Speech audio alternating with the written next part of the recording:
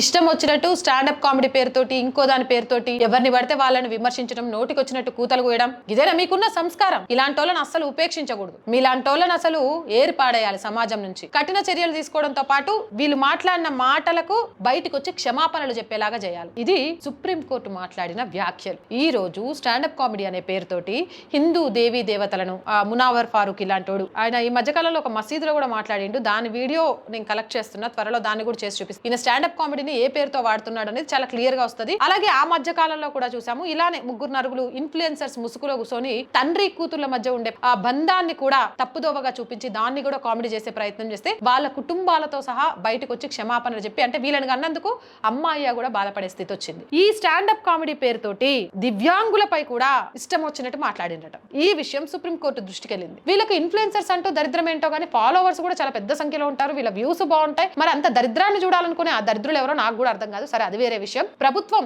ఇలా stand up comedy పేరుతోటి అవహేళన చేసే వాళ్ళ మీద ఖచ్చితంగా ఒక నిబంధనలు పెట్టాలి. వాక్ హక్కు అనంటే మూతిపళ్ళు రాలగొట్టాలి, ఆ హక్కు లేకుండా అనే విషయాన్ని చాలా క్లియర్ కట్ గా చెప్పిందట.